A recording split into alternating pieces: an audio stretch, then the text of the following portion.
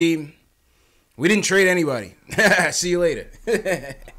No, we traded somebody. Yeah, we definitely traded. Right. Oh yeah, it just didn't happen at the trade deadline. Just didn't happen at the trade deadline, man. But shout out everybody watching worldwide, YouTube, Twitch, Periscope, Twitter. Once again, this is the trade deadline special. Just coming on here a little bit, give you our reaction to what was a lackluster trade deadline. The NBA All-Star Draft is also going on at the same time, so we'll cover that as well. Give you a little quick reaction to that. Jake, how you feeling, bro? I'm feeling good today, CP. You know, just coming off a long day of hard work, and pretty exciting stuff, and pretty excited for this live drafting thing going on here. This is exactly what I said they could do last year. Should have done it last year. I thought they missed an excellent opportunity to get some money. And you know the league, you know Adam Silver, that's his deal. But yeah, finally getting televised this year, so we'll watch along, see what's going on. But relatively lackluster trade deadline for us. You know, obviously the KP trade was everything. Obviously the biggest trade by the deadline. But deadline day we didn't do much. Kanter got cut. Wes Matthews got bought out, and Frank survived. So what's your take from those maneuvers there? I mean, everything made sense besides keeping DeAndre Jordan. I know that they want DeAndre Jordan to quote-unquote mentor Mitch, but it's not like, you know, Mitch can't do anything that DeAndre Jordan could do. It's not like DeAndre Jordan's this type of guy that that has refined his game to the point where you can trust him to mentor a guy like Mitch Robinson. Like, I think in everybody's greatest fantasy, Mitch Robinson can develop a jump shot and shoot a three ball or even shoot a mid range. I still think we need. I don't think he could start next year though. That's the thing with Mitch. I don't think Mitch can start next year. So I kind of wanted somebody. If DeAndre Jordan comes for $20 million less than he's making, I give him the vet minimum. You know what I'm saying? He's making $22 million. That's way too much. But yeah, I mean, there's no doubt about that. I'm not saying DeAndre Jordan can't be at least a decent fit moving forward, but. But, yeah, I mean, just in terms of a tanking effort, it's a little disappointing to see DeAndre Jordan stay there because I think he definitely makes our team immediately better. I like DeAndre. He's a good player. Yeah, no, I like him. And I think, you know, Fizdale definitely is rating him. I think, obviously, they probably will consider him if Kevin Durant comes, and we'll talk about KD's tirade in a little bit. But, you know, a lot of the moves, I didn't expect us to make any moves. Like you said, Vonleh was probably the most likely to get us back something that, you know, might be worth a little bit. But even he regressed past couple of games. You know, his stock definitely dropped a little bit. Moutier, I didn't think we were gonna get anything for. The Kanter trade, I thought the salary was just way too much. You know, I knew the buyout. You expected the buyout to come. And Wes Matthews got bought out. He went to the Pacers. Good piece for the Pacers. I mean, the Pacers need some pieces right now after Oladipo. I mean, they looked like a very serious contender there for a while. Yeah. And obviously, I have a pretty close affiliation to them, as you can see. I'm rocking my IU Hoosiers today. But, you went to Indiana. You went to Indiana with Vonleh and them, right? And Oladipo and them. I used to call games for Vonleh when he was on the IU basketball game. That's essentially my first year in broadcasting. Yeah, that's Vonleh, Yogi Farrell, all those guys. Yeah, I called a lot of games for him. Oh, play by play. Yeah. Oh, that's dope, man. I mean, I had my own radio show on WIUX, the student radio for Indiana University students, and but yeah, I did play by play for the basketball teams as well, and I knew Vonleh and Yogi back in the day, and funny story was when Vonleh declared for the draft after his freshman season was over. I saw him in the cafeteria, and I just walked up to him. Vonleh, couldn't just stay one more year for us? Yeah. He's like, I got to make that paper, bro. I got to make that paper. Like, no doubt, bro. I got you. Yeah, nah, that's what's up, man. That's definitely dope.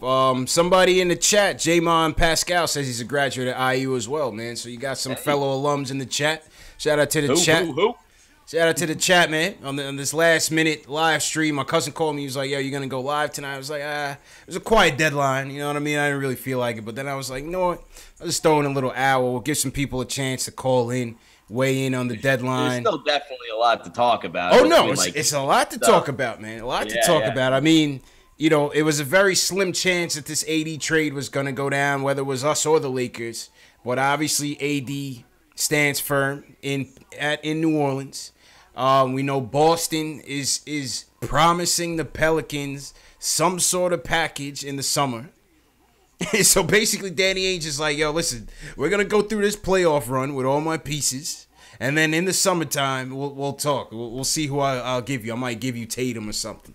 What do you think? You know, you got to give Danny Ainge just a lot of credit because he is the type of GM that the Knicks just never had. First of all, he makes smart moves as opposed to stupid moves. Yeah.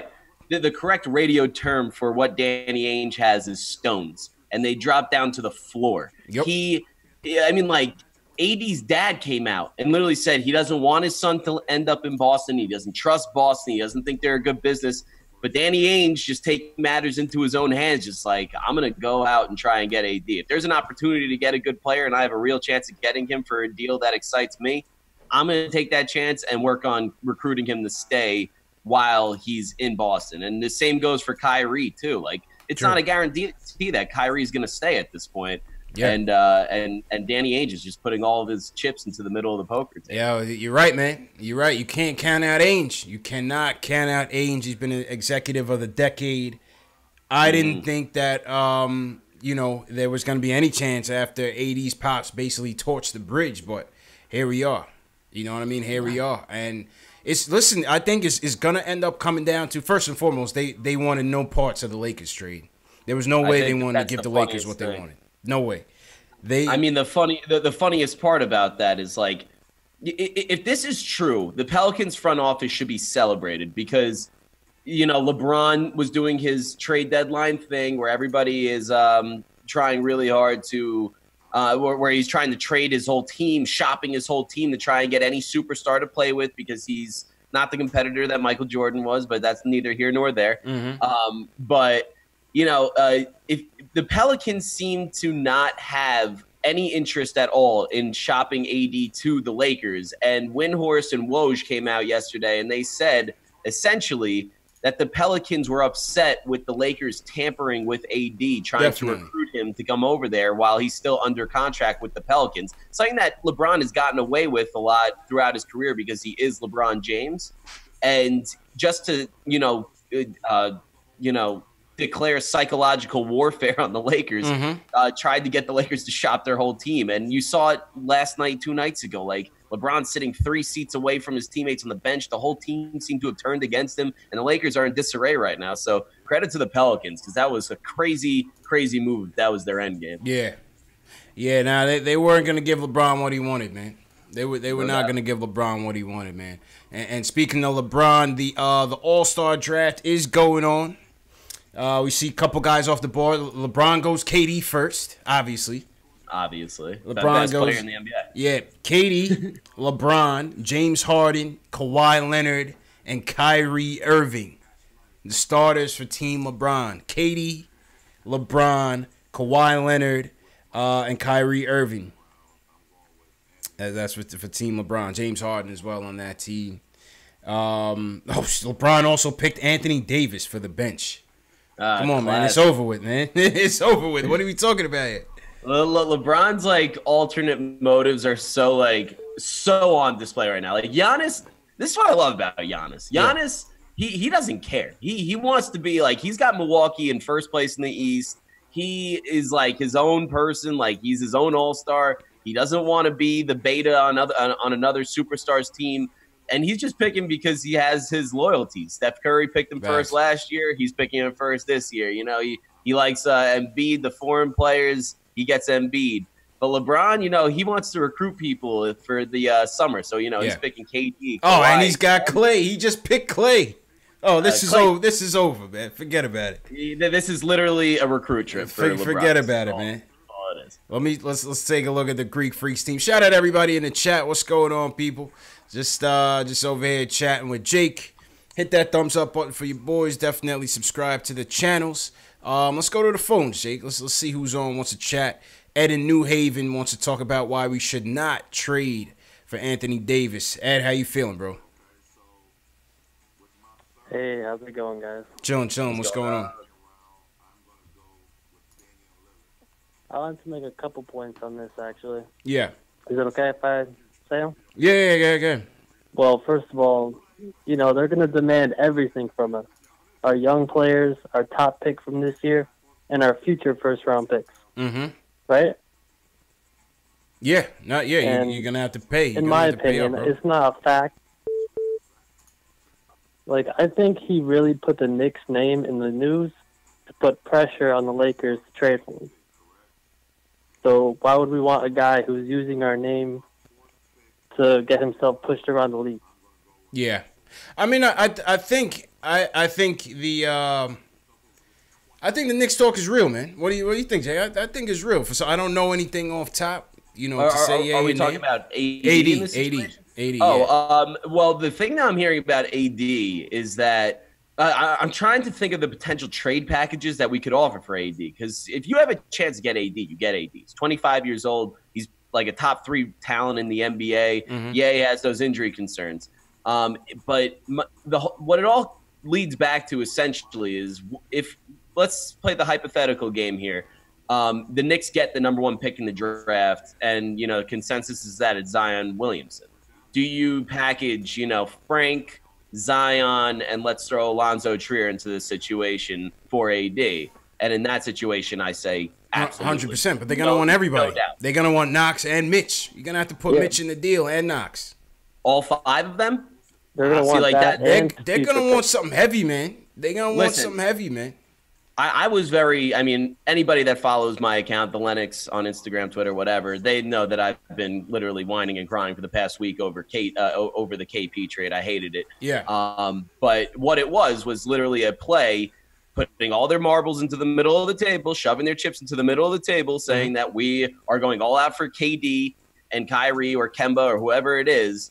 And, you know, if it wasn't for the Knicks' history, I wouldn't mind the plan. But we've tried this over and over again. Never works out. Never works.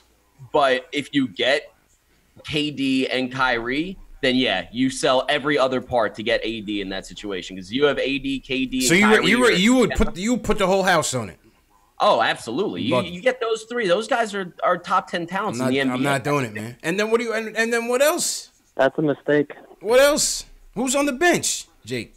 You're going to give up all the young players, all your assets, all that flexibility out the window. I mean, look at what LeBron has been doing the past 10 years of his career. I mean, he went to the Heat. They had 3 max contract guys in the top 10 of the NBA in their primes.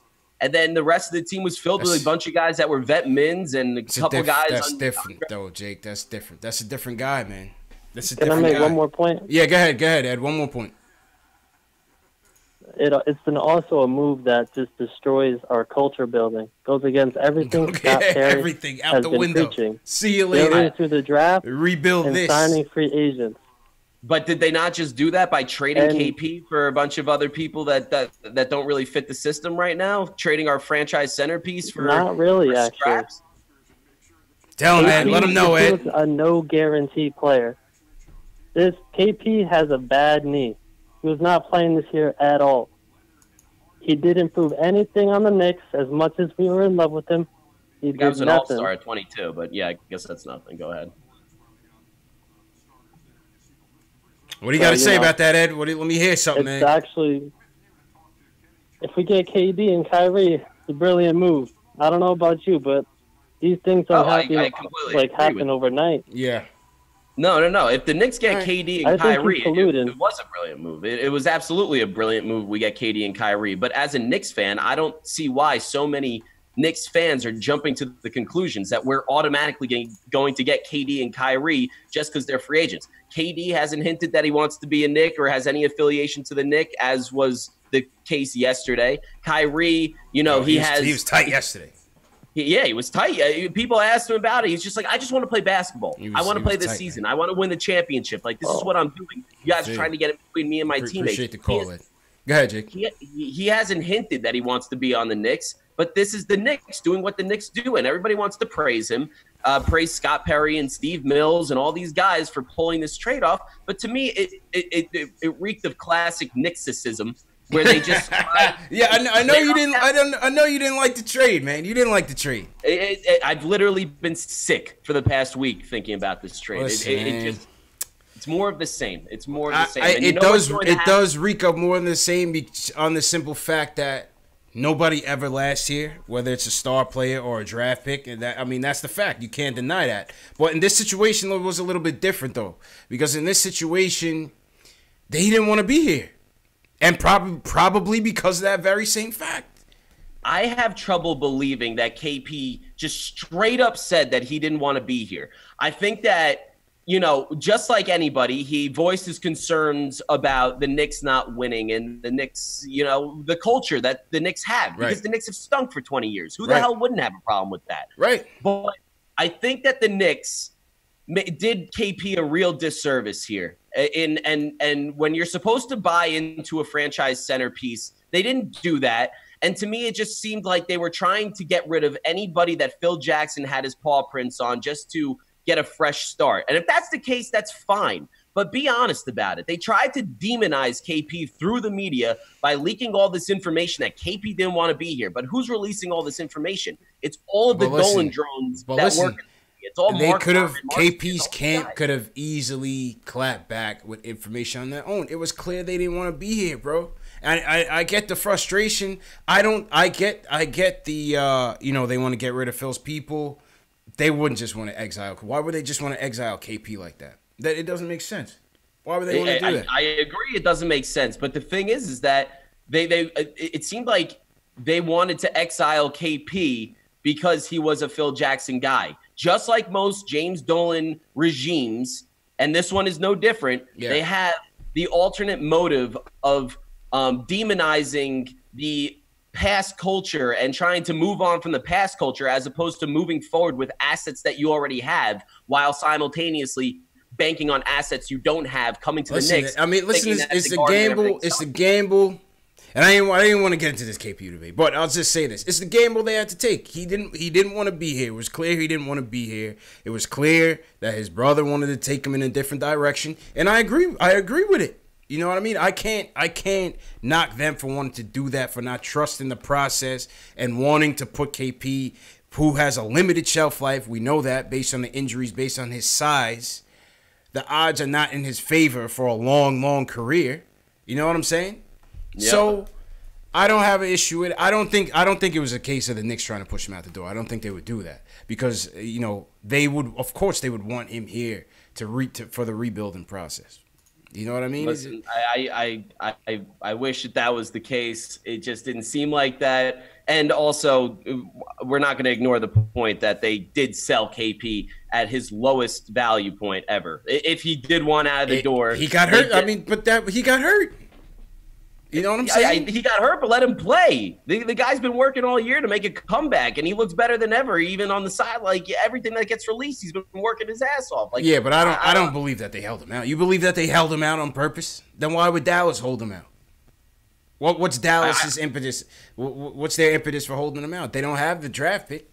I don't think they're holding him out. I just think that we got a horrible return on value for him, and the whole point – you don't salary dump a franchise centerpiece, a potential game-changing player who's 23 years old. I just think that it was a stupid move. And this isn't me saying that I don't think we got nobody in return. I love Dennis Smith Jr. Anybody that knows me knows I love Dennis Smith Jr. But to say that Dennis Smith Jr.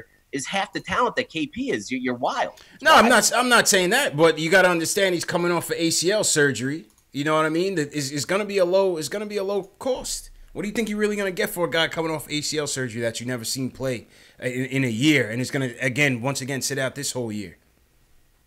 I mean, there's been a lot of players in recent memory that has come back from ACL injuries. KD had an ACL understand injury. That. I understand Westbrook that. had an ACL injury. I mean, there's a lot of players that come back from this. But, yeah. I mean, listen, a lot of Knicks fans are buying into the demonization of KP, and that's fine. They can believe in what they want. Just what I believe in. I just think that this is more bad business and more leaked information about, one of our star players. This is now the second star player in the last 5 years that have parted ways with the Knicks. And, got pretty blasted through the media. And I think that people like KD and Kyrie will see this and ultimately not want to sign with us because they see what's going to happen to star players in New York if they are unable to win a championship. And that worries me a little bit personally. I mean, listen, all fair points. It's all fair points. Listen, they have a long way to go before they rebuild their image. You know what I'm saying? But this was a breakup, I think, that will serve both sides well. He didn't want to be here. Get him out of here. Listen, obviously the goal is going to be to get these two players in the offseason, maybe get AD as well. And if they don't do it, you gotta just keep rolling with the flexibility, man. You got that flexibility. They would have had to attach an asset to Timmy or Lee to get them out of here to get that flexibility. I don't look at it as a straight up salary dump. I look at it as a salary dump, and you get an opportunity. You get an asset in Dennis Smith Jr. Yeah, he's not on KP's caliber, but if we get these two guys, all this is gonna be forgotten. It's a lot of ifs. It's a lot of ifs. I get it. It's but I'm whatever. I mean, like, it is what it is. It happened, and hopefully the Knicks can get it going moving forward. It's just a large part of me, and I see the chat blowing up. People don't love this take because KP has been demonized by fans and whatever. But for me, I've been a fan for 26 years now, and Steve Mills has been there for 20 of them, and 20 of them have stunk because Steve Mills has been there. It's very hard for me to trust the Knicks front office trying to sell us on a pipe dream at this point after 20 years. So I've been seeing a lot of PTSD comments in the comment section. Yes, that's fair. You can the chat's coming for you tonight, Jake. You can definitely say that I got PTSD. That is a completely fair thing. The chat's coming for you tonight, man. All right, let's go to the phones. Back to the phones. Shout out to everybody in the chat. Anybody new, just give me a hashtag new so we can shout you guys out. All right, Max, you up next, man. What did you think about this lackluster trade deadline and yeah, man, everything else? What's good? CP, Jake, what's good? What's good, bro? What's happening? Listen, first of all, I had the chat lit today because they were talking about Frank, and I had to get him, bro. I had to do it. I don't know if the Frank haters are mad that he survived the deadline, man. I don't know. I think a lot of the Frank haters were coming at you, Max. What happened, man? I don't know, man. But I had to handle my business. The real Knicks fans always beat the ill-informed ones. Yeah. They don't know nothing like that. So one of the guys named Ace said Dennis Smith was the best point guard we had in the last 20 years. And I said, you know what? You can't talk to these guys, man. No way. Dennis Smith shot 24 times and scored 25 points, which is cool. It's all right. And now he's the best point guard we had in 20 years. I mean, let's see, man. Marbury going back to 2000. No, he's not better than Steph. He's got a long way to go. Stephon Marbury is better than him. Stephon Marbury is a lot better. Stephon Marbury was great. Yeah. Another guy that got like 20 and 7. He averaged 18 and 8 about about that. Steph averaged about career. 8. Yeah. For like a career. Facts. Yeah, okay. Steph had an underrated statistical career, just didn't win much. But yeah, go ahead. Yeah. All right, so I want to talk about the Knicks moving forward, right? Okay. Because I think the Knicks are the closest. I know people go, what? Listen, people talk about the Knicks and Casper. Knicks has never been in this position, ever. Never, ever. Not even 2010. They only had one max slot. And they had freaking, I think, Eddie Curry on the team. Who? You want to play with Eddie Curry? Nobody wants to play with Eddie Curry. I don't even know. Eddie Curry could be selling crack in Chicago right now. Nobody knows what Eddie Curry's doing right now. He's probably eating cheese. You know what I'm saying? Nobody wants to play with Eddie Curry. Remember how lazy Eddie Curry was? Oh, my God. It was terrible. Knicks literally have 2 max slots in the best free agent class since 2010. Mm-hmm. Not only that, if they were to strike out, they just continue moving forward, piling assets. This is the best position they've ever been. Now, I got to get at Jake for this KP take. Mm-hmm. Anybody who was paying attention saw how he was switching. And I want to tell you something, right? I was talking to my cousin, right, who's a LeBron fan, right? And then he texted me what Woj said. It's so crazy how the whole thing. He texted me what Will said about KP. Remember, they said, "Oh, KP's meeting with them." Yeah. You know what I said? Mm-hmm. Yo, they're gonna have to trade this guy. He's gonna try to put AD on us because this guy's always freaking complaining, man. What are you complaining? You got a torn ACL. Prove you can play first. And I know you said, "Oh, people have torn ACLs." Yeah, but they're not 7'3". That's the point. That's the big difference. 7'3". Human bodies are not meant to be that tall. It's not like, it's not. I don't know how you can put it. Because Yao Ming was 7'4". Yao Ming only played like 8 years. You know what I'm saying? Well, in fairness, he had a lengthy career in China before also, he came. He had a lengthy career in China before he came. He had a lengthy career. He was also 320 pounds. You know, it's different. KP has, you know, KD had an ACL problem, and he's 7 feet tall, and he's about the same size as KP. I don't see why KP isn't the type of player that can come back from this. I just think it sounds like a giant spin zone when you're trying to say KP can't come back from an ACL. It's not like he's carrying that much weight.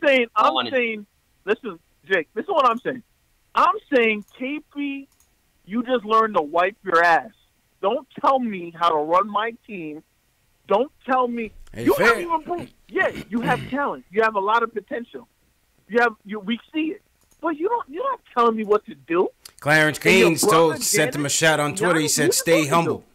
Clarence Gaines told him to stay humble, man. Exactly. And you know he would know. Clarence Gaines would know more than any of them. He knows this guy switched up. It got to his head, man. It got to his head. And guess what? If we had to sacrifice the unicorn to get KD and Kyrie or KD and Kawhi. You got to sacrifice him, Jake. And Anthony. Yo, sacrifice. You have to do like the sacramonial, sacrifice of the unicorn on Madison Square Garden soil to raise it from the ashes. But my point is, yeah, man. CP and Jake, my point is this: we cannot compare any time in history to this time right here. We have never been this flexible. We never had never Absolutely, ever. It has never happened. Absolutely, what about in 2009? You don't think 2009 we had a similar situation? What, that summer on LeBron? Yeah. Yeah, we blew it in a year, though. We blew it all. It went all that in the tubes in a year. Donnie Walsh did all that work to untie the knots. They wasted it on Amari.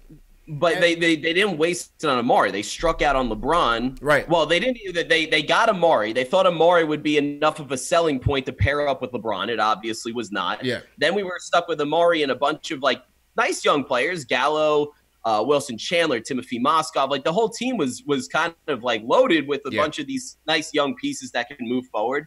And then Donnie Walsh was forced by James Dolan and Steve Mills to trade for Carmelo Anthony prematurely. Yeah, but also remember, I don't even think they had a first-round pick in that offseason after they got Melo.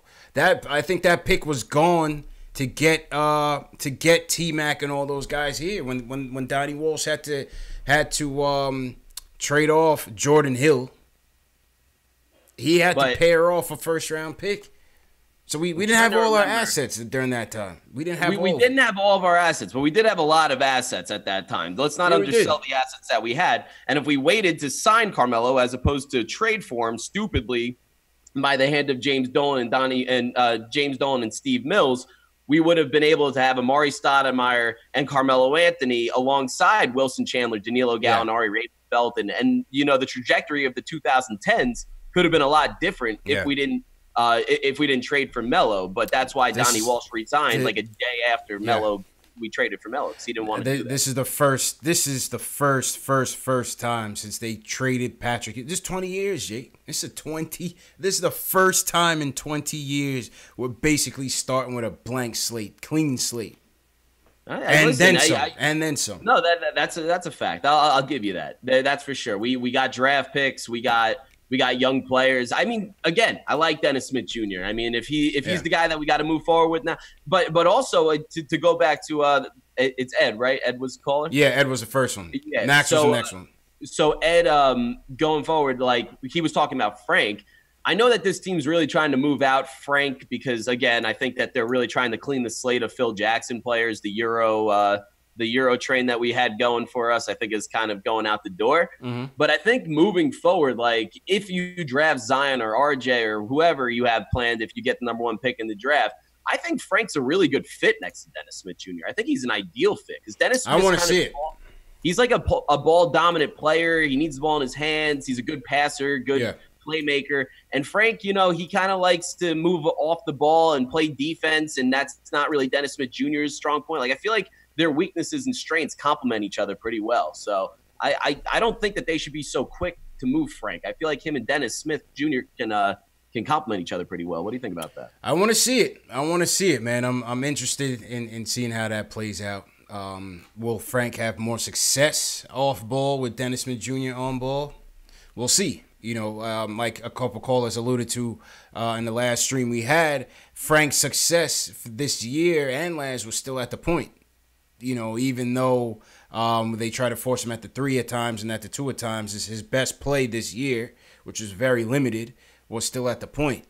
So let's see. But let's see. Let's see what happens. But I think obviously Dennis Smith Jr. he's on the clock. We'll see what happens coming up in the draft, and we'll see if they can get it together. Once again, shout out everybody in the chat. This is a impromptu live stream. I just hit up Jake and say, you know what, let's get on and talk about the draft. Shout out everybody in the chat. If you're new in the chat, give me a hashtag new. Shout out to Jay, who's new. Ronaldo Reyes. We have Gertz Spirdovikis from Latvia. We got Latvia in the building, Jake. Shout out to the guy in Latvia. You're not forgotten. Yeah, man. Yo, there's people from Latvia still watching, man. We got people from France in here. Shout out to France in the building. Must be some Frank fans. You know what I'm saying? Vive la France. Vive la France. Absolutely, man. Absolutely. All right, let's go back to the phones, Jake. First up is Jermaine from New Jersey. He wants to talk about the future, and he wants to start ISO. Jermaine, what's up, bro? Hey, listen, Jake, CP, what's going on? First time messing with y'all podcast, man. It's definitely good to hear some Knicks fans out here talking some real business. Of course, appreciate it. Let me just say this. Mm-hmm. I'm gonna just say this from rip, man. It's times like what we're in right now in these last few years, which is why I really have a dislike for bandwagon fans, because these bandwagon fans are not living and dying with every trade rumor, with every release, with every signing, the way true Knicks fans are. And it's crazy how they come out the woodwork if and when we do get good. So for Knicks Nation, you know, keep on loving our team the way we loving our team, and we all know who's been there from day one. Yeah, man. So I'm gonna go there. I'm gonna say that first. Second, I'm gonna say this. As it relates to AD, I wouldn't really put all our chips in the middle of the table and do any and everything possible to get him to the Knicks. First of all, he's injury prone. And second, if you take a real unbiased landscape of the East moving forward, Milwaukee and Philadelphia may be the only teams who are perennially in the playoff race moving forward for the next 5 years, especially if Kyrie leaves Boston. And see, Jake, this is why I say you don't make that AD trade. It's because we're still going to be behind the 8 ball, bro. All these teams, look at what Philly just did. Look at what Milwaukee just did. Milwaukee just picked up Mirotic. Philly just picked up Tobias Harris. They probably going to sign a max amount. They just picked up absolutely. They just got another guy. Who Philly just pick up again? They just picked up a wing. Name is slipping me. Somebody in the chat. They just got They just got somebody else. What's his name? They got another guy. Another rotation piece. They just got. I'm not saying we should give in all of our assets for AD. I said we should do that. This is my take. I mean, feel free to disagree. That's fine. It's all part of it. But I think that if we do end up getting a guy like KD and Kyrie, KD's 31 years old. So if we want to capitalize and win a championship with him, I think we need to shove our chips into the middle of the table. Now, I don't necessarily believe that we're going to get KD, because a lot of people live in this fantasy land that the Knicks get every single free agent. We don't. We don't get anybody. We don't get anybody. Never happened. I don't know why anybody would Melo's the only one that wanted to stick around, man. But that's my thing. Like, if you get KD and Kyrie and you're ready to compete for a championship right now, I think AD gives us our best chance to become title contenders as opposed to the slew of young talent that we do have now. And then moving forward, you compete in the East. You'll be at the top of the East for at least 3 good years. And then moving forward, you got AD, who's a Knick now, and he could be a Knick for life, and he's only 25 years old. He's only 25. So I get that. So you can build a team around him. It's fluid. It's not like, go ahead, Jimmy. Go ahead, Jimmy. Yeah, and just a couple more things, and I appreciate the time. Yeah, no problem. For me, you know, as a Knicks fan, going back as long as I can remember, man, for me, homegrown talent is not only something that I long for, but as Knicks Nation, I feel like we deserve to have homegrown talent. And it's in that vein, which is why I say give Alonzo Trier starters minutes for the rest of the season. Let this kid make his mistakes. Let this kid find out what his signatures moves are and are not. Let him build his confidence and play in this league and bring him back next year. An incredible player, and like let him be something that we've always had, that we drafted, that we saw something in, and let him be ours. Let him be part of whatever championship run we ever make in the future. I want that so badly. And also too, it may be idealistic, right? But for me, I'm holding out hope, even though all the Knicks history tells me not to. I'm holding out hope for the whole KD, Kyrie, Zion situation, and I refuse to let anybody knock me off of that belief. And until I know for a fact that that's not going to happen, then I'll accept that reality then. But right now, as a Knicks fan, all we've ever had was hope, man. So that's how I'm looking at it. Appreciate it, Jermaine. Appreciate it, man. Jonathan Simmons was the guy I was talking about. Jonathan Simmons was a good pickup for Philly. Jonathan Simmons. So they got Tobias. They got Jonathan Simmons. They going for it. Philly's going for it, man. You gotta respect what Philly's doing right now. Yeah. Like, you want to talk about shoving your chips into the middle of the table. They're not taking any. I mean, like, whether or not Jimmy Butler is the cancer they say he is still out on the table. But you're going to add another perennial all-star to the situation. On top of that, like, you don't know how that's going to work out personnel-wise. So Philly's going for it. You saw Milwaukee just traded for Mirotic, so they're trying to build on the depth. And then you saw Toronto trade for Gasol. Toronto got Gasol in there. What do you think about that trade? I think it's incredible.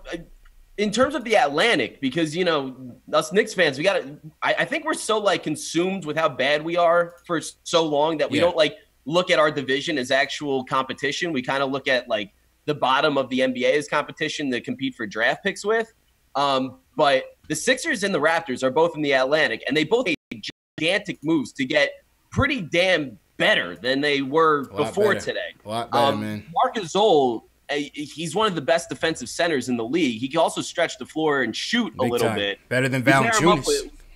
Much. Valanciunas stinks. Valanciunas had that one good year about 2 years ago. And he fell off. Oh my God! Valanciunas is one of the most overrated players in the NBA. But you pair Gasol up with Kawhi, that's already a defensive, twosome that can wreak havoc.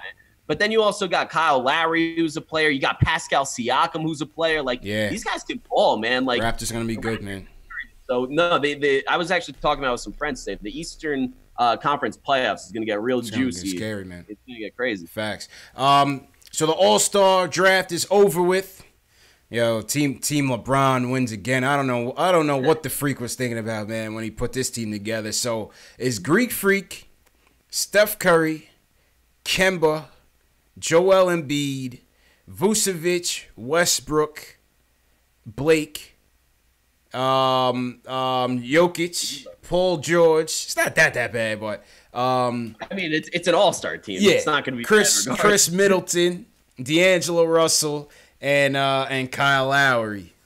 I don't know. Damn, he got like all the point guards on the team. He got 5 point guards on the team. I mean, LeBron doesn't want to draft point guards because he want to have the ball in his hands. So. Yeah, it must be, man. So let me see what team LeBron is looking like here. Oh, that's a player pool. Now LeBron's team is stacked, man. It's crazy. LeBron's team is stacked. It's LeBron, KD, AD, Kyrie, and Harden as the starters. No, AD's off the bench, actually. Go figure. AD's actually off the bench. Well, he was a reserve, so he's got to come off the bench anyway. Yeah. All right, here it goes right here. So it's LeBron, KD, James Harden, Kyrie Irving, Kawhi Leonard. And let me just make it a little bit smaller. That 4 right there is the stupidest thing in the world. LeBron, Durant, Kawhi Leonard, and James Harden. Yep. Like that. You're getting the 2 best players in the NBA with LeBron and KD. Facts. You got the best defensive player in the league with Kawhi Leonard, and you have the best offensive player in the league with Harden. Like, that's just a crazy combination of players. Then you got AD off the bench, Dame Dollars, Ben Simmons, Clay, Karl Anthony Towns, and D Wade as the ceremonial I'm washed up going into retirement pick, and then him and Dirk will get their ovation and change jerseys. I love the washed up pick off between Dwayne Wade and Nowitzki. Yeah. Obviously Giannis got the foreigner, and obviously LeBron got his boy. Like, that's just how it goes. How did Luka Doncic not make this All-Star team, bro? It's a catastrophe. That's a travesty, man. It's not right. He definitely deserved it. But didn't he get voted in? I don't know what happened, because last I checked, he was leading. Yeah, I think he was like second to LeBron in votes, and then all of a sudden it fell off or something. But from a stat standpoint alone, the guy deserves it. I mean, the guy's been unbelievable. Man. Oh my God, he's mind-blowingly good. Facts. Let's go to North Dakota, man. I'm cold just thinking about that. Marshall, what's good, bro? You want to talk about DeAndre Jordan and the deadline? What up, brother? Yo, Marshall, what's the weather like in North Dakota right now, man? Oh, it is -6, and it feels like -31. It's cold, brother. Wait. That's Fahrenheit? Even still, if it was Celsius, it'd be worse, Jake. Oh my God. Oh man, if I can send you guys pictures, yeah, you guys wouldn't. Yeah. Wait, say that again. -6, -5. Yeah, -6, but it feels like 31 with the wind chill. Oh my God. Oh my God. Man, I was hearing about that part. Like, about a week or two ago, they said it was -70 with the wind chill. Jesus. That's crazy. Oh yeah, dude, it was horrible the last couple of days ago, but it was all right. But you're out here long enough, you learn how to deal with it. You know what I mean? So. Yeah, of course, man. Of course. All right, so what's your point, man? I just have some general questions, man. So, okay. So I've been listening to you guys' YouTube station here for about a month, and I think it's the best YouTube channel out here for just NBA and just for Knicks news and everything like that. So I like how you have the setup going. I don't think anybody else on YouTube has a good setup like this. So you guys just keep doing what you're doing, and then hopefully you get more subscribers. So I'll definitely be And then second general question, I think DeAndre Jordan, Knicks keeping DeAndre Jordan's a good move. Mm-hmm. I like that he's a veteran. He's been in L.A. He has the experience of the bright lights, of a major, metropolitan city. So he's going to be able to handle, the bright lights of New York, and hopefully be able to attract other talent towards New York. And I'm just a hopeful Knicks fan for the future with these young players and everything like that. So I'm always positive about the New York Knicks. It's just, and it goes back to, like you said, it's building a culture and everything like that. And I believe that also with building a culture, you have to sell the city, just like LA sold LeBron. LeBron had a house out there. He was doing like all his off the court ventures. Mm-hmm. So I think maybe if we had somebody to sell off the court ventures and like really get somebody to sell their brand, in New York and like expand their footprint, that would be a major win for attracting high dollar, high value, targets as far as talent and everything like that. I don't know. Because you always talk about culture. Not only anybody's ever talked about selling the city. Like they sold LA to LeBron versus like Miami, what I mean? Because it was Miami. They had Dwayne Wade down there. They had the city, bright lights, That's nice true. weather. I think all that stuff like that. You know what I mean? Yeah, I hear you, and appreciate the call, Marshall. Stay warm out there, man. Definitely stay warm. I think the difference is, Jake, is a couple things. I think LeBron already had aspirations of being in the entertainment business. He had his own production company. He's got Mav Carter running that whole thing. They have the agency business, which Rich Paul is making, which I'm sure LeBron is getting a kick out of everybody's contract that is on the Clutch Sports right now. You know what I mean? Which is funny. So he already had those aspirations, but I think for here, it's got to be about basketball, man. It still has to be about basketball. Like, these dudes, they know what New York is about. Some dudes don't want it. You heard Paul George say it. Paul George was like, yo, I'm good in OKC. Even J.R. Smith said it. Even though Joe couldn't know it with his weak ass. It was like, oh, New York is too lit for me. You know what I'm saying? I had to throw a little elbow. No, I can't stand it. I like it. So if there's one person you could throw jabs at constantly, it's Joe. No, I think in this age, the market, like we've seen, the market, it means less to these players, I think, but it has to be about basketball. We have to sell these free agents on our young core, on the flexibility, on the coach, and on the management philosophy that we're going to bring forward into the future, man. Yeah, I mean, it definitely has to be about basketball, especially like the Knicks. Like when you think about Knicks, you think about tough basketball still, even though we're 20 years removed from it. But, you know, North Dakota, you know, it's funny that North Dakota brings up the weather because he brings up a fair point. Like we're talking about multi-millionaires. They could spend the offseason wherever they want, where the weather is nice and whatever. If they want to go to New York in the offseason when the weather's actually like bearable, that's good. All I can say is that I'm happy that we didn't play the Warriors at home in the past week, because then KD would have seen that it's like -10 here, and he's going to have to be here throughout the winter, and that's a different time for New York where it's just brick after brick after brick. Facts. And, you know, I could definitely see the allure of playing in a warm weather city like Miami or LA or even Golden State. You know, they get great weather there too. But no, you're absolutely right. It has to be about basketball at the Knicks. And, you know, we have a fan base that is extremely passionate about pure basketball. I mean, whether or not they agree all the time is definitely not there because they don't. But if there's one thing at the end of the day that Knicks fans can all agree on, it's when they see good basketball or not. They haven't seen it in a while, but if they do see it, they'll know it. Yeah. And, you know, even after last night, KD's comments like, man, you guys are trying to attack me in the media and this and that. I'm just trying to play basketball. Like, people said that was a bad look for New York. I didn't see it that way. You see, me neither, because people think that it's a bad look because New York's media can be so ruthless, which they are. But the thing is that I think that if any superstar brings any type of winning culture to the Knicks, we're going to have such a long leash for them. Like, it's so easy to be the superstar of New York, or at least the Knicks, maybe not the Yankees, but the Knicks, as long as you're winning. If you're winning, the media is going to treat you like a god. When you're winning, they love you. Exactly. When you're winning, they love you. When they're losing, it's over with. And I've seen that with one of the greatest to ever walk these city streets, man, Patrick Ewing, man. Yo, them days, I don't know if you remember, you might have been a little bit too young days. And yo, them days, bro. Article after article, back page after back page. It just used to show Patrick Ewing, knees wrapped up in like gigantic bags of ice, trashing them. I mean, we ran him out of town, man. It was terrible. It was terrible how we treated him on the way out. I was young, but I definitely remember the latter stages of Ewing. Yeah. But I was born into this Knicks stuff, not so much by my family, but just because I guess my brain just gravitated to the Knicks for whatever reason. Yeah, that's good. But Patrick Ewing was the first like idol I had in my life. Like I worshipped him. I worshipped the ground he worked on. He was a god. And towards the end, it literally made me sick. I mean, my uncle stopped being a Knicks fan because of how wrong we treated Patrick Ewing at the end. You know, 15 years straight with the Knicks, 15 or 16. I think it was 16 straight with the Knicks. And then we traded him for scraps to the Seattle Supersonics with Vin Baker, who never turned out to be anything. Been cursed ever since, Jake. I mean, it was the first. It was the first of a laundry list of bad business moves that the Knicks made because you know superstars see that stuff and they're like, "Who the hell would want to play in New York when they treat their stars like that? It's not right." Absolutely, man. And shout out everybody once again in the chat.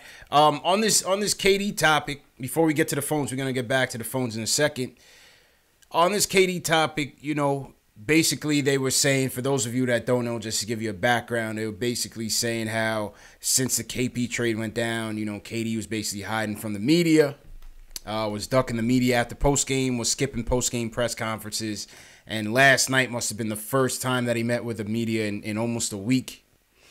And, you know, he let him have it, man. He let him have it. He basically said, he said, listen, I don't have nothing to do with the Knicks. I don't know why KP got traded. You know, I'm just trying to play basketball. And I thought he handled it well. I don't think it's a negative in our situation. I just think these guys are tired of hearing about it, man. These guys are tired of hearing about it. I think me and you were talking because I felt like this is Summer LeBron on steroids.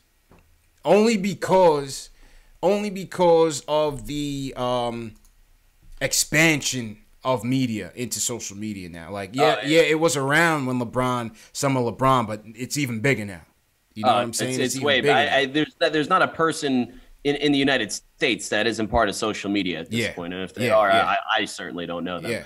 But I think that last night was kind of funny because you saw the two different approaches of how to handle the media. There was the LeBron side and there was the KD side. Facts. LeBron is a politician more so than an athlete. Like he is always trying to talk himself up to living up to his expectation when really, you know, LeBron coming into the league, if you said that he would have, you know, created super team after super team and wound up with 3 championships at the end of the day, you probably would have been unimpressed with his whole entire career. KD seems more of a basketball purist to me. Like he just wants his game to do the talking and he doesn't love the media.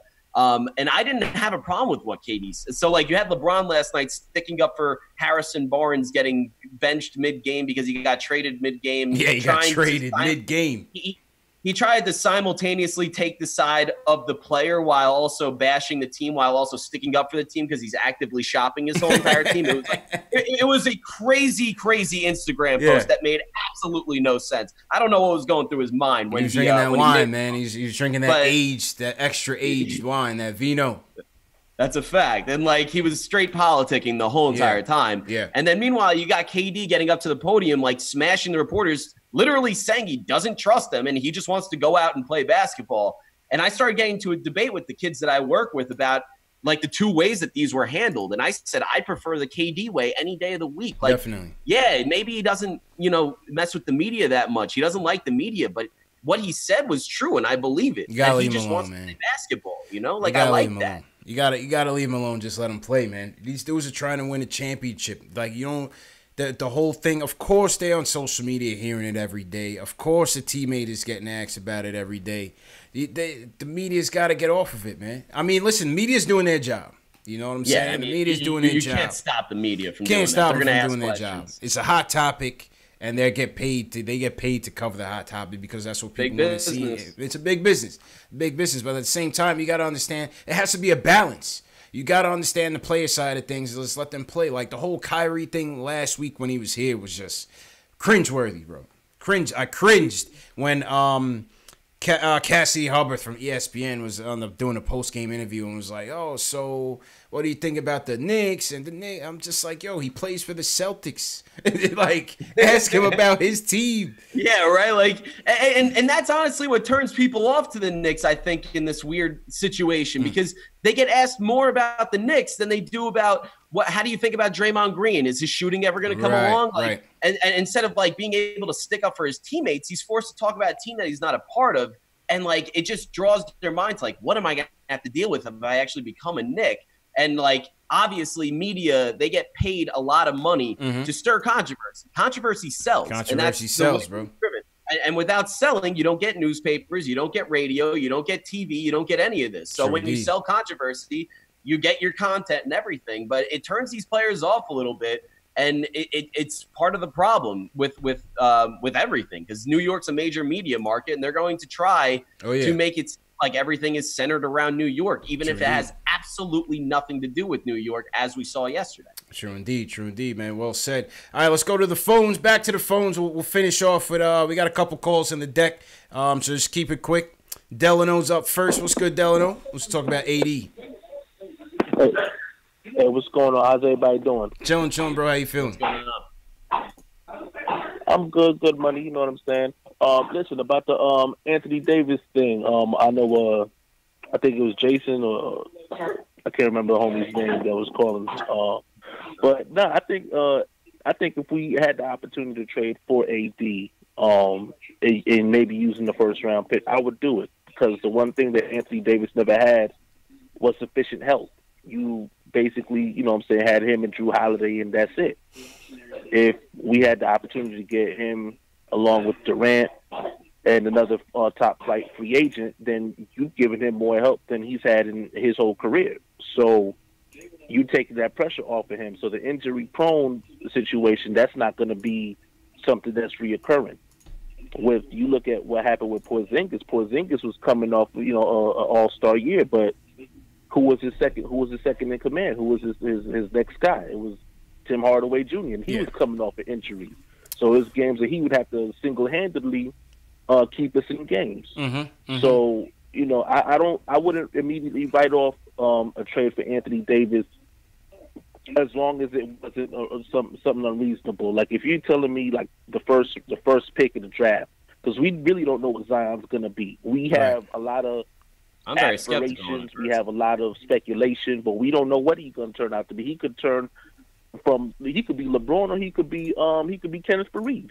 Yeah, you know what I'm saying. We don't know what he could be. Anthony Bennett. So there's a whole bunch of things that he could be. Yeah, you know, yeah. So there's no guarantee with him, but at least with Davis, you know what you're getting. You know what I mean? Okay. To a degree. So you know, but I'm loving. You know, it's funny. I'm loving the fact that we got rid of Kanter.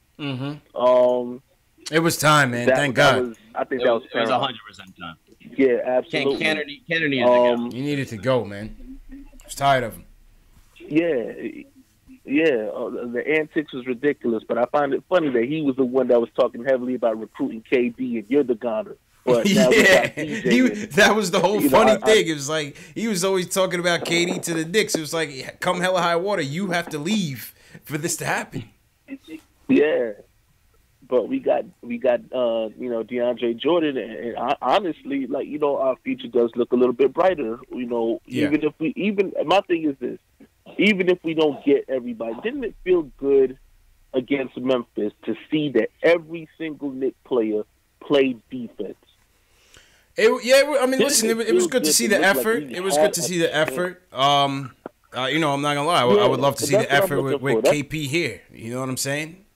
I'm not gonna lie. I would have loved to see it with him here. Oh shit, my fault. If we had kept him, it'd have been great. But you know, even with that, there's a sacrifice you got to make. Because look at what we did. We got rid of 2 contracts that we needed to get rid of. Yeah. In Hardaway Jr. and Courtney Lee. We've been saying that for the beginning of the season, that we need to get rid of those guys. And we got rid of them in one fell swoop. So, like I said, maybe it's not what we wanted, and you know, trying to resurrect our franchise with keeping KP, but a sacrifice had to be made, and you know, I got to live with that. You know what I mean? I got you. But at the end of the day, you know, like I said, I'm happy with, you know, the way the fact that, you know, that people are actually looking at us and taking us seriously, because we wasn't getting no interviews. We got turned down for interviews. Yeah. For free agency. Now it looks like people are looking at us and, hey, I might want to come play, you know, for the orange and blue. So I love it. You know what I mean? Okay. I appreciate the call, bro. Appreciate the call, man. Hey, man, keep doing your thing. Love the show, man. Appreciate you, bro. Always appreciate the support, Delano. Isaiah's with us. Isaiah, what's good, man? Wants to talk about the Kanter buyout. How you feeling, bro? Hey, what's going on? What's going on, Knicks fan? What's going on, Jake from State Farm? Stop it.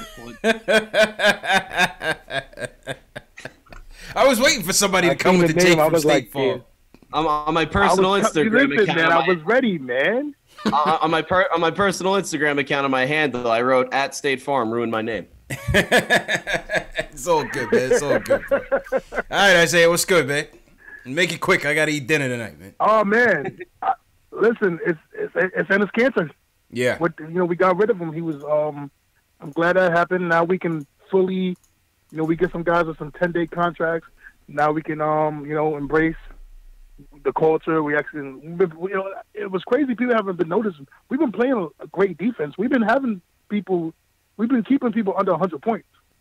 It is we haven't scored 100 points. Right. Oh man, but, we haven't scored 100 points in decades, man.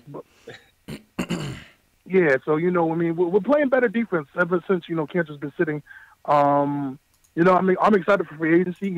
I wish the media would stop talking to Kevin Durant and Kyrie Irving, because I feel like, it's annoying, man. Like Jake said, it hurts. I said it's annoying. They need to let it go. Yeah, like Jake was saying really earlier. Listen, let these guys just play ball, because I do feel like we're in the play for them. But stop pissing them off and stop making them rethink of coming to us, because you keep talking to them and it gets annoying. And like you said, I was cringing when the lady asked Kyrie, "Oh man, how do you feel about this?" It was like, terrible, man. He's on the Celtics. Yeah, it was terrible. Come on now, man. you're just making. Where's Rebecca Hall when you need her? Oh man, and it's I'm telling you, bro. And it's just cringeworthy, because, like, dude, and now you have KD publicly saying our name, not in a good way, to a certain extent, but it's like, dude, media, Let it go. They gotta let it go, man. January 1st, we will see what's going on. Facts. And July like 1st. I said, I think we're in play for them, but stop pissing them off. True, let them play basketball and let the chips fall where they fall. True indeed, man. All right, Isaiah, appreciate it, man. That's a fact, Jake. That's a fact. I don't think it hurts our chances, but it's just like, leave us out of this, man. I definitely think it doesn't help our chances. Like, I agree that it may not hurt our chances. I mean, chances are that these guys are completely aware of what New York is and what comes along with it before these questions even surface. Mm-hmm. But, you know, it brings negative attention to the Knicks. When, exactly. When they're getting asked about the Knicks and they're on the Warriors. Like, just keep our names out of your mouth. You're the reporter. Shut up. You know, we don't want you to talk on behalf of us. That's all. That's it. That's not all. too much to ask. Simple and plain, man. All right, next up on the docket, Banger from New Jersey wants to chime in on KP and the deadline. Banger, what's good, bro? Yo, what up, CP? What up, Jay? How you feeling, bro? What up? Not much, man. You know, been listening to you for a couple months now. It's my first time calling in. Yeah, appreciate you, man. Hashtag new. Hashtag new. There you go. Welcome to the show, bro. So this one I want to chime in and be quick. Yeah. Love that Kanter's call. He was annoying. Yes. And when the caller, like anybody that's a Knicks fan, right, should know better than to say what he said. What guard, and this is dead ass, what guard have we had? Don't say Stephon Marbury neither. It's better than Dennis Smith Jr. And if you're just talking about talent, then yeah, it's going to be Steph. If you're talking about wins, then of course not. If you're talking about talent, then it's the last good one was Steph. Steph. I'm talking about the skill set. Like the skill set. Watching Dennis Smith, he looked like he controlling the area. Like when he comes up the court, he looked like he's about to take over. Like I'm not scared coming past the half court line. People like Frank, the Chris Child, even though I loved him, all them point guards, they was not on. We never had that. It was them, and then we was going against the Allen Iversons, Steve Francis killing us. We never had good guards. Yeah. Please let all Knicks fans need to stop lying to themselves. Besides Mark Jackson at the point, running with Pat, we never had no good guards. So thank you, Dennis Smith, for coming. We never had good guards. Yeah. All right. Appreciate the call, man. I want to shout out the chat real quick. Joe Curry saying Michael Ray Richardson. There you go. He's not wrong. I mean, if he wasn't such a big cokehead, he would have been a fantastic player. Facts.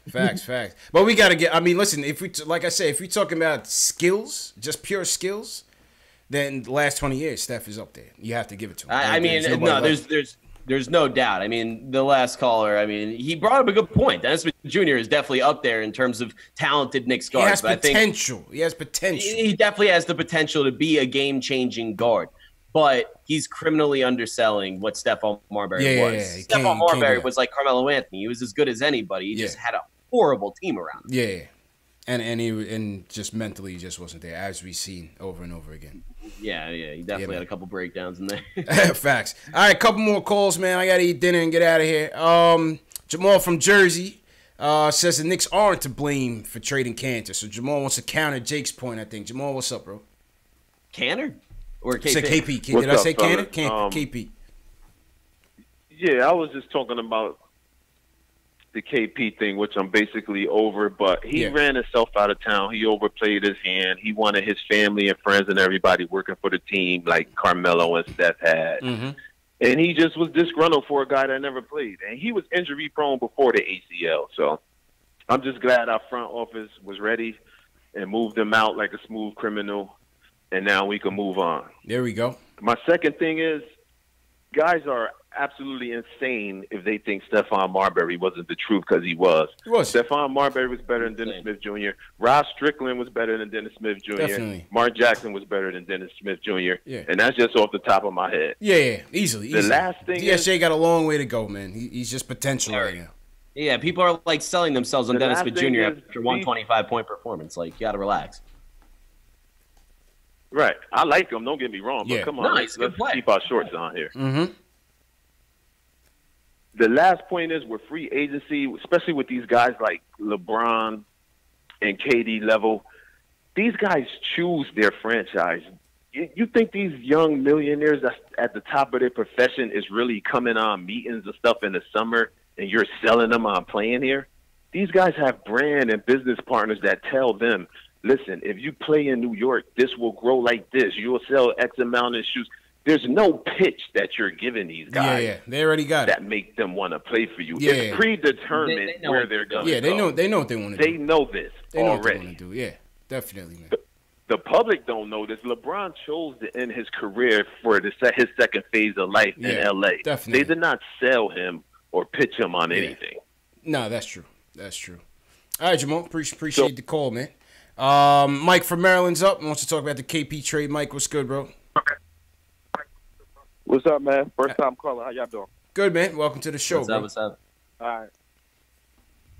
Couple points real quick. When everybody come around and say the Knicks strike out in the free agency, I just disagree. One time we had LeBron. Of course, he struck out, but who did LeBron meet with? He met with the Knicks. Yeah. He was one of the people on his list. One of the only, 3-4 teams.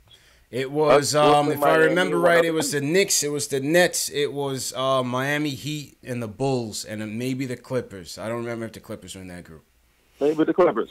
AD trade, Knicks is on the list. Kyrie Irving trade, Knicks is on the list.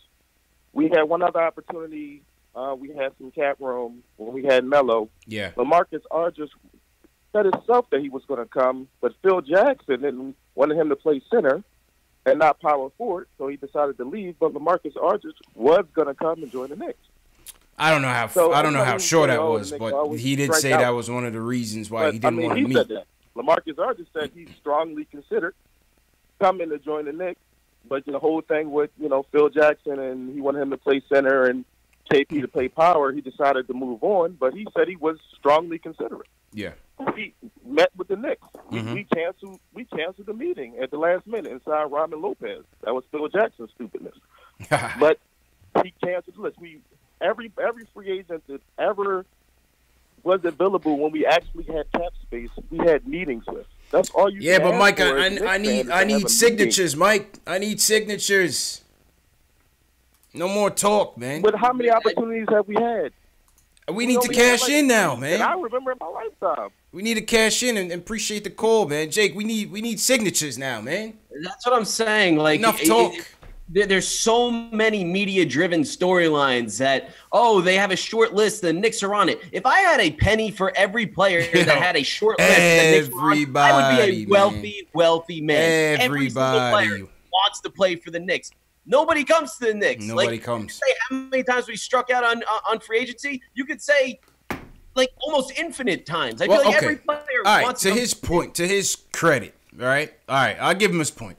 LeBron, the second time around, LeBron didn't even give us a meeting. So that the only time we had the meeting with LeBron was 2010. I'm talking about the guys that even just I'm talking about anybody. Literally. I'm talking about dudes that actually meant make a difference. KD, that first time KD when he left OKC for Golden State didn't give us the meeting when Phil was here. Yeah. And it was LaMarcus Aldridge. It was those three.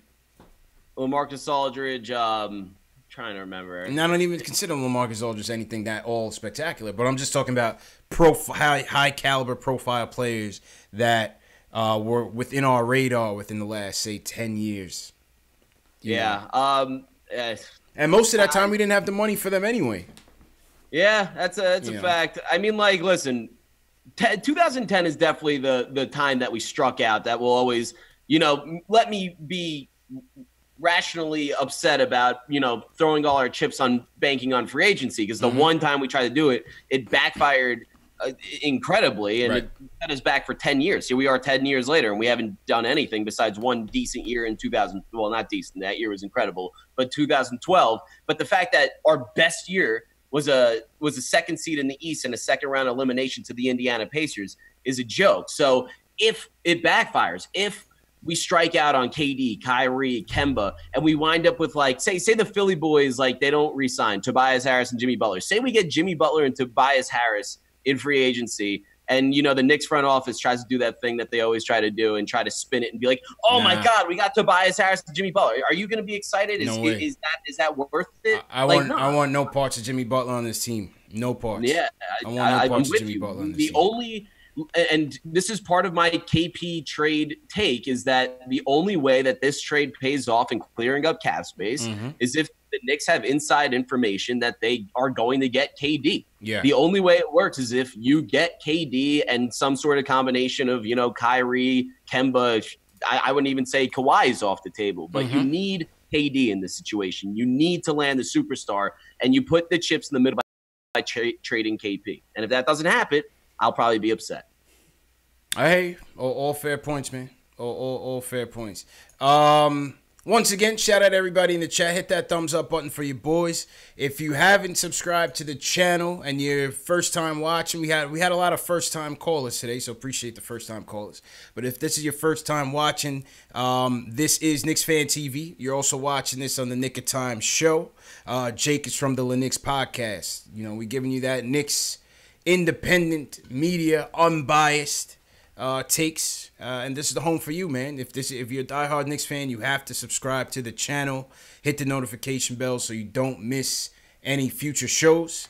Today's episode, we just recapped the trade deadline that wasn't for the Knicks. Obviously, the KP trade took all the wind out of the sails, and today was just parting ways day. Today was buyout day for Enes, Kanter, and Wesley Matthews. So those guys are moving on. Thank God Kanter's gone and Matthews wasn't here long enough for us to really care. So, yeah, man, that's the story. These shows are also available in audio format. For those of you going to work tomorrow, you missed today's show. It's in audio format, Spotify, Google Play, iTunes, Stitcher, on the KnicksFanTV. We also replay these shows. For those of you that want to chat live with other Knicks fans from around the world, these replay into the morning and into the next day. So you'll have an opportunity to still watch this on a replay, but still chat with other Knicks fans. All right, Jake, let's take two more calls and then we'll cut out. Let's go to JJ from Brooklyn. He wants to talk free agency. JJ, what's going on, bro? Hello? Yo, what's good, bro? Yo, what's going on? How you guys doing, man? Chilling, man. How you feeling? Good. Just wanted real quick, I'd rather do in free agency. If we're not getting, Kyrie, Durant, I'd rather just save the money. Maybe next year we get some free. Actually, never mind. I'm looking at the free agent class the following year. The best one is like Draymond Green. Never mind. No, I want no parts of that. I'd rather do nothing though. I don't want to spend it on. But remember with the cap space, Jake, you could use some of that cap to trade for a guy, or trade for a pick. You have some flexibility still. Yeah, we're gonna have to give up our young pieces. You have some flexibility still. What about like a Bradley Beal? What do you guys think about like a Bradley Beal? If you could get him on a decent. Yeah, then we're gonna have to give up assets. Yeah, you're gonna have to give up a couple, but you're not giving up the number. I love Beal. I would trade for Beal in a heartbeat. If we can get Kyrie and KD instead of going for AD, maybe a Bradley Beal, maybe a cheaper trade, and still improve the team. You know what I'm saying? I mean, like, if you, I love Bradley. I've been on the Bradley Beal fan club for a long time now. Yeah.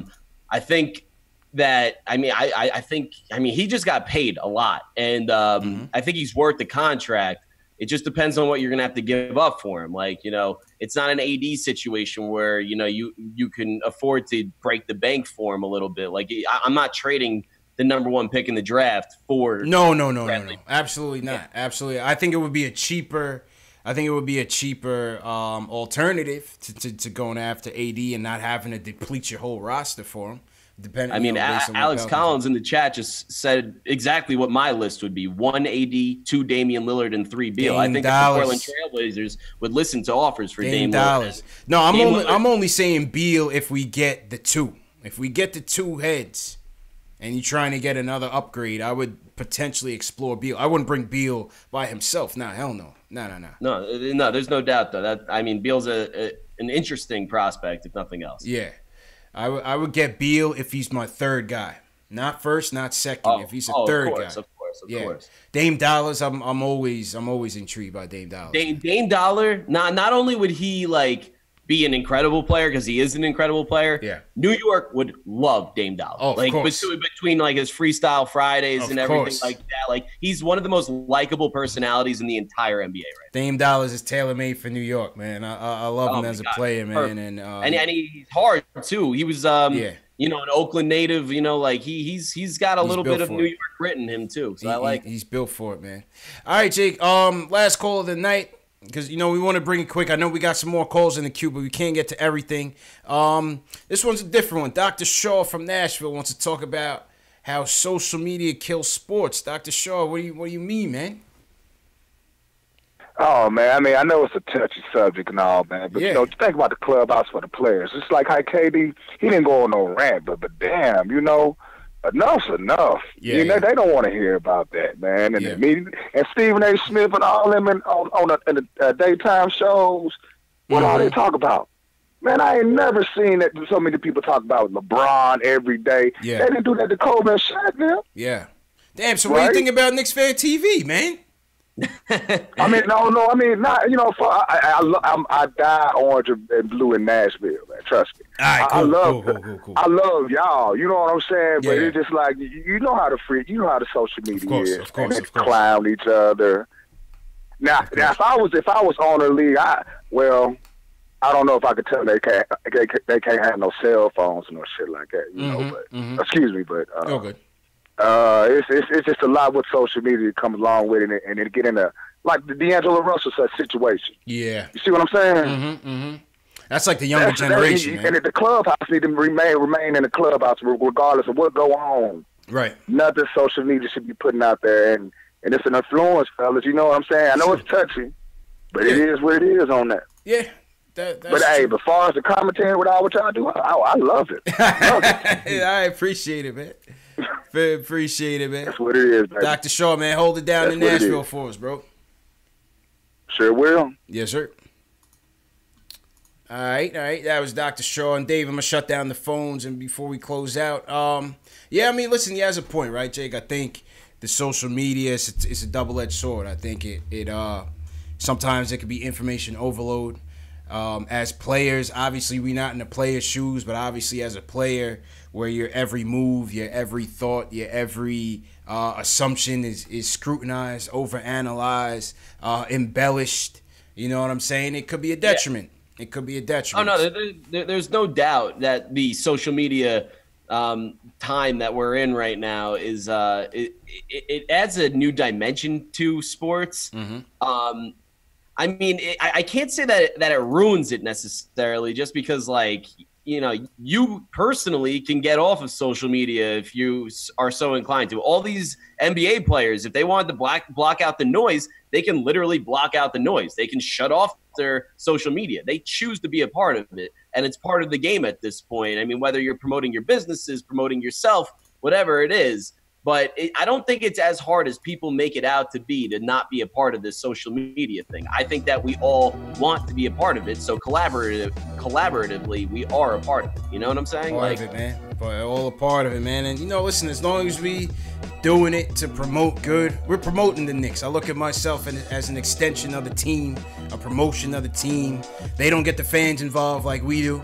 You know what I mean? This is what KnicksFanTV is all about. It's all about building a community of fans to get their point across on the team. Because we are an extension of the team. You know what I mean? We are the sixth man. We pay for the seats. We pay for the jerseys and all the memorabilia. We ride with the team, blood, sweat, and tears. You know, 10 wins and all, tank and all. That's what it's all about, man. But good show, Jake. Good show, man. I'll let you sign out. So, you know, promote your shows. Let them know where they can find you at, man. All right. Well, we're going to be teaming up with CP and KnicksFanTV. My brother and I will be coming live. Our podcast is going on YouTube Live shortly. We just figured out all the technology, so give it a week or two. We will release our first videos. You can subscribe now, get your early access. The Lennox, that's LEKNICKS. We're going to be on YouTube Live, and we're going to have an audio version on SoundCloud, TuneIn, Stitcher, Apple Podcasts, iTunes, so wherever you want. You can find our podcast at, and, you know. Yes, sir. Yeah, thanks for having me on, CP. Appreciate you, Jake. Last minute impromptu stream, and shout out to everybody for watching, man. We had a good turnout today, maybe about 400 people. So shout out to everybody that watched the impromptu trade deadline show. Tomorrow night, JLs will be back. Knicks Pistons post game live right here on KnicksFanTV, right here on the Nick of Time show at 10 p.m. Eastern time. Friday night Knicks as usual. The merch is up. For those of you that have been copping merch, copying your Mitch Please tees and hoodies and all that, there's a link in the video description to the merch. Shout out to everybody who's been supporting on that light. And once again, man, this show is available in audio format for those of you who can't watch it on YouTube whenever at your convenience. It's on Spotify, it's on Google Play, it's on iTunes, it's on Stitcher, on the KnicksFanTV. So definitely check out the show in audio format. Follow me on social media, man. KnicksFanTV, Facebook, Instagram, Twitter. I'm on all three actively, so whichever we use the most, hit us up. The Twitter group is going well. Shout out to everybody who's in the Twitter chat. I'm going to open up another one. I think we've reached the max, which is 50. So I'm going to open up another one. The way you get into the Twitter chat is share this show on Twitter with the hashtag PostGameNYK. It's coming across the ticker right now. PostGameNYK. Share this video on Twitter with PostGameNYK is the hashtag, and I'll throw you guys in the Twitter group tonight. All right, so until then, man, I'll see you guys tomorrow, man.